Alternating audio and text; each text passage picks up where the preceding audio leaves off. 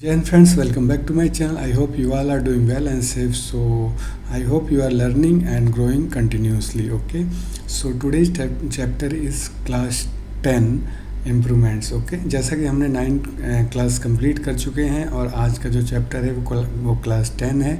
और ये आप स्क्रीन पे देख पा रहे हैं, यहाँ पे 10 क्लासेस हैं जिसमें हमने 9 कंप्लीट कर लिया है और जो आज का है वो लास्ट है क्लास 10. ओके जो है इम्प्रूवमेंट, इसमें हम बातें करेंगे इम्प्रूवमेंट्स की. ओके आप अपने एरियाज़ में इम्प्रूवमेंट्स कैसे कर सकते हैं. ओके वैसे तो इस क्लास से पहले भी प्रीवियस क्लासेस में हमने इम्प्रूवमेंट्स की बातें की थी, बट ये क्लास प्योरली फोकस कर रहा है इम्प्रूवमेंट्स. आप किसी भी पर्टिकुलर एरिया में हैं तो आपको इम्प्रूवमेंट्स करना है. ओके और जो आप करेक्टिव एक्शन ले रहे हैं वो उसके एविडेंसेस आपको रिटेन करके रखना है, ये क्लास 10 कहता है.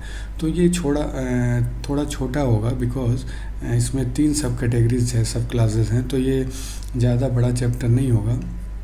इसलिए मैं आपको बताना चाह रहा हूँ कि आप QMS सीरीज़ को अगर नहीं देखा आपने तो मैं प्लेलिस्ट में डिस्क्रिप्शन बॉक्स डाल दूँगा, उसमें आप QMS के सारे चैप्टर देखें क्लास 1 से लेकर 10 तक.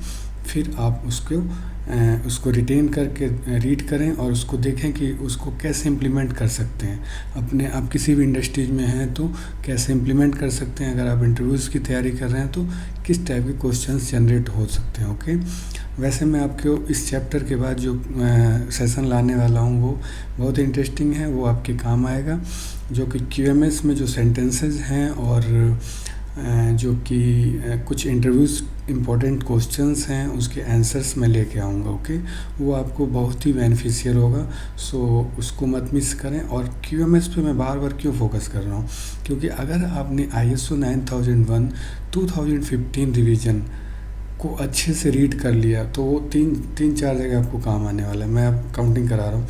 एक तो EMS है जो कि ISO 9001 एक तो EMS है जो कि 14001 हमारा स्टैंडर्ड है, उसमें काम आएगा इन्वायरमेंट सेफ्टी वाले स्टैंडर्ड में. ओके उसके बाद हमारा हेल्थ एंड सेफ्टी जो हमारा 45001 है उसमें भी आपको काम आएगा. तीसरा ISO TS जो हमारा न्यू स्टैंडर्ड है IATF 16949 उसमें भी काम आएगा.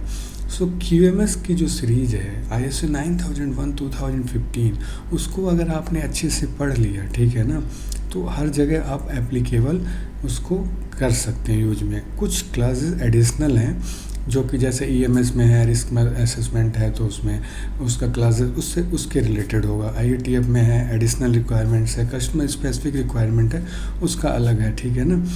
सेफ्टी का है 45001 उसमें है हेल्थ से इशूज़ जो हैं वो आइडेंटिफाइड करना है. तो मैं आपको ये समरी भी दिखाऊंगा इसके बाद से कि तीनों स्टैंडर्ड्स में क्या क्या कॉमन है, क्या क्या किस टाइप से सेपरेट हैं और किस टाइप से डिफ़र हैं. ओके सो इसलिए मैं बार बार फोकस कर रहा हूँ. आप QMS पे फोकस करिए, इसको अच्छे से रीड करिए. इसके बाद हम 45001 भी देखेंगे और EMS जो है आपका 14001 उसको भी देखेंगे. ओके जो एडिशनल क्लासेस हैं उसी को देखेंगे, क्योंकि QMS में हमने इतना टाइम लगाया, आई थिंक 1 से 1.5 महीना लग गया. आज हमारा लास्ट सेशन है तो इतना टाइम उसमें नहीं लगेगा, क्योंकि उसमें जो एडिशनल्स हैं वही हम पढ़ेंगे. बाकी आप इससे हेल्प लेके यूज कर सकते हैं, ठीक है ना, अपने इम्प्लीमेंटेशन में. सो इसलिए मैं ये 5 मिनट का लेक्चर दिया कि ये आपको क्लियर अंडरस्टैंडिंग हो कि हमें पहले QMS पे फोकस करना है जो कि ISO 9001 2015 है. मैं इसलिए बार बार कह रहा हूँ आप देखिए, सीखिए और ग्रो करिए. और दूसरी बात, इसके बाद हम आएंगे इंटरव्यूज़ क्वेश्चन एंड आंसर पे. सो वो भी आप मत मिस करें, वो बहुत इंपॉर्टेंट होने वाला है. सो टाइम का ना वेस्ट करते हुए चलते हैं स्क्रीन पे. सो फ्रेंड्स जैसा कि मैं आपको स्क्रीन पे लेके आ गया और स्टार्ट करते हैं आज का सेशन. और ये ज़्यादा लंबा नहीं होगा बिकॉज इसमें 2 या 3 जैसा कि मैंने आपसे बताया सब कैटेगरीज हैं. ओके सो एक बार ब्रीफ में देख लेते हैं हमने लास्ट टाइम क्या क्या देखा था, जो कि हमने कंप्लीट कर लिया. आपका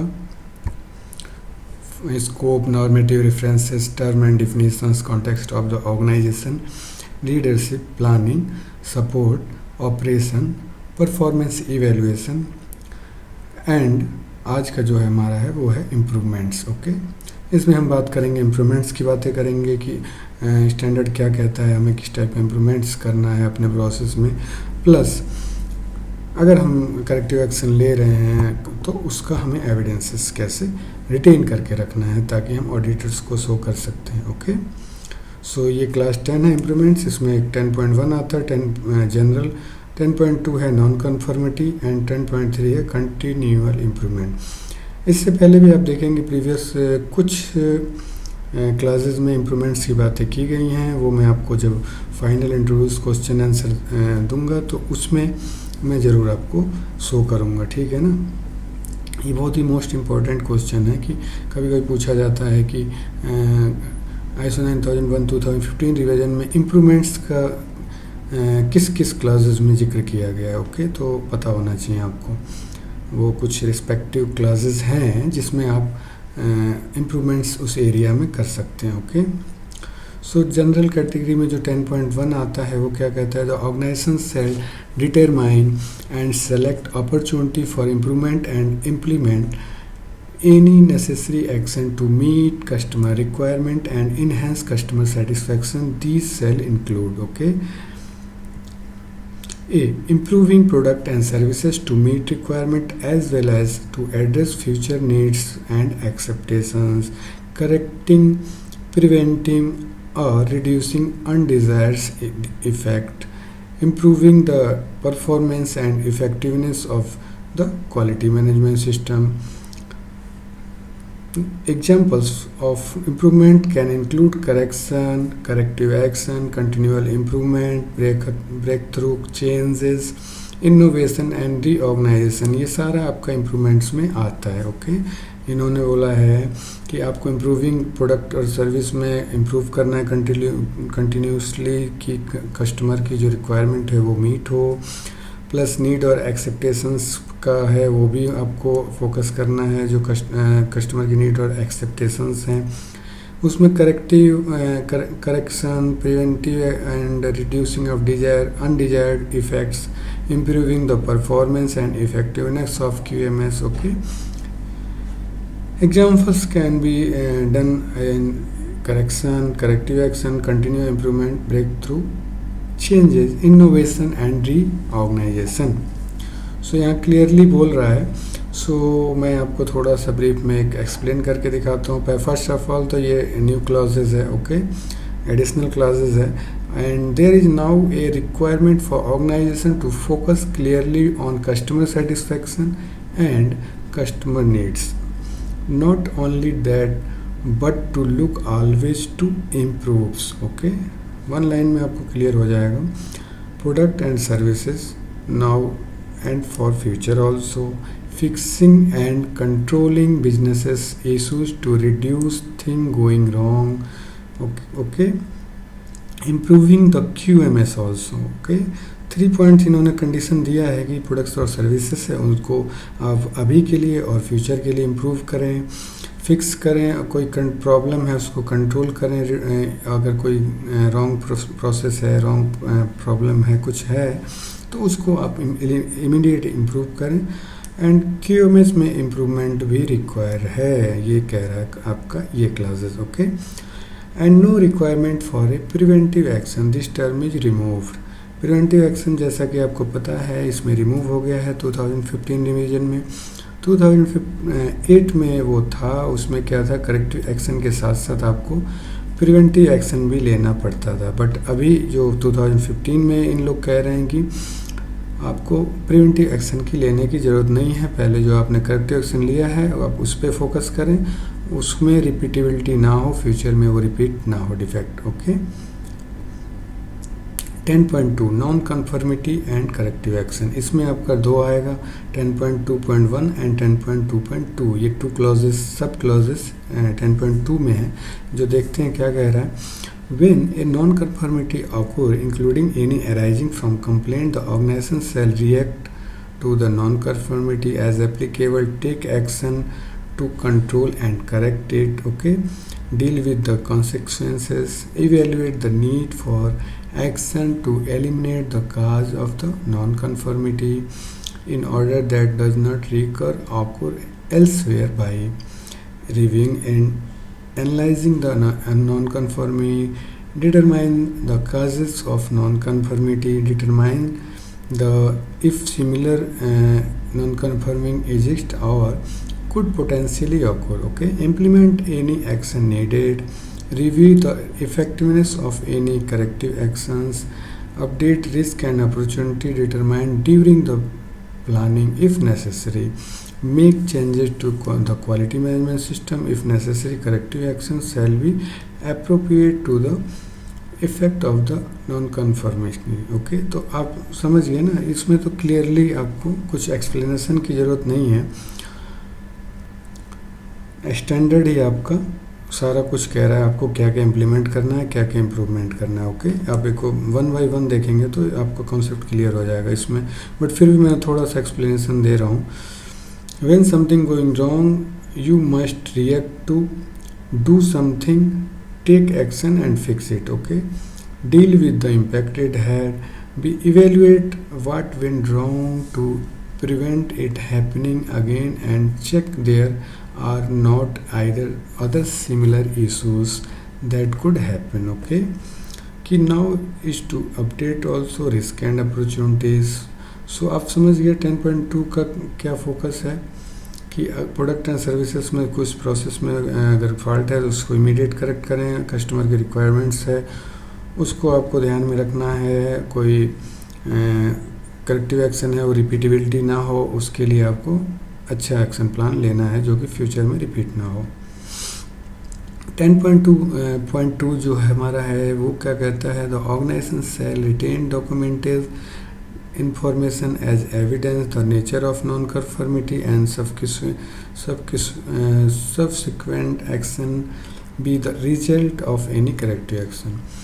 10.2 क्या कहता है, जो भी आपने करेक्टिव एक्शन लिया है, जो भी आपके नॉन कन्फर्मेंस के अगेंस्ट जो भी आपने डॉक्यूमेंट प्रिपेयर किया है वो प्रॉपर डॉक्यूमेंटेड इन्फॉर्मेशन होना चाहिए और प्रॉपर रिकॉर्ड होना चाहिए. ओके, क्योंकि फ्यूचर में आपको कभी भी उसको देखना हो तो आप देख सकें. ओके, और आप उसको फॉलो कर सकें.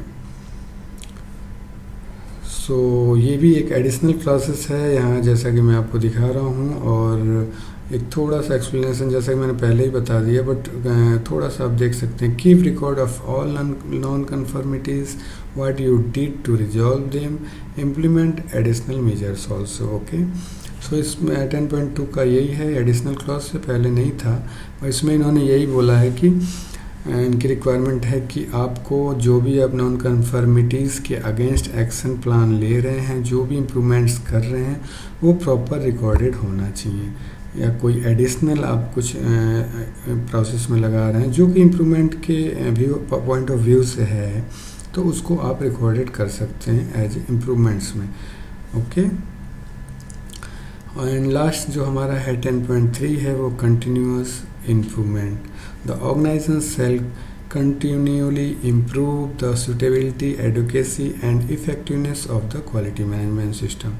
ये जो कह रहा है जो हमारा QMS का है उसमें कंटिन्यूस इम्प्रूवमेंट्स हमें करना है QMS में. Okay, the organisation will consider the result of analysis and evaluation, the output from management review to determine if there are need or opportunity that shall be addressed as part of continuous improvements. Okay, so इसमें continuous improvements की बात हो रही है जो कि QMS से related है, और इसमें जैसा कि आप स्टैंडर्ड सारा कुछ क्लियर कह रहा है, तब भी मैं आपको एक बार एक्सप्लेनेशन में कुछ बताता हूँ जिससे कि थोड़ा आपको क्लियर अंडरस्टैंडिंग होगी. So there is now a clear expectation for organisation to use data from monitoring and measuring to review the business performance and that of QMS. QMS should be clear to use this information, analyzing it and ensuring that the QMS is adequate for the organization. It might be that during a review the control measure within a process are insufficient and do not give the level of assurance perhaps that the director want to know that process are being followed correctly. Okay, इसमें यही है कि example दिया कि जो भी आपका continuous improvements हो रहा है वो टॉप मैनेजमेंट को पता होना चाहिए और प्रॉपर लूप में सबको रख के आपको इम्प्रूवमेंट्स करना है ताकि सबको पता हो। ये तो वैसे भी आप इम्प्रूवमेंट्स या कोई एक्शन प्लान लेते हैं तो आपको करेक्टिव एक्शन जो भी है MR के थ्रू ही आप कर सकते हैं या आप टॉप मैनेजमेंट से ऑथराइज कराने के बाद ही इम्प्लीमेंट कर सकते हैं। सो फ्रेंड्स, आई होप जैसा कि आपने देखा हमने आज क्लास 10 जो कि लास्ट चैप्टर था क्वालिटी मैनेजमेंट सिस्टम का हमने कंप्लीट कर लिया और आई होप आप अच्छे से इसको लर्न करें और ग्रो करें अपने कैरियर में। यही मेरी शुभकामनाएं हैं आपके लिए। सो मिलते हैं नेक्स्ट चैप्टर में जो कि इंटरव्यूज क्वेश्चन एंड आंसर होगा related to quality management system. Okay, तब तक ध्यान रखें अपना, स्वस्थ रहें और ग्रो करते रहें। Thank you very much for the watching this video.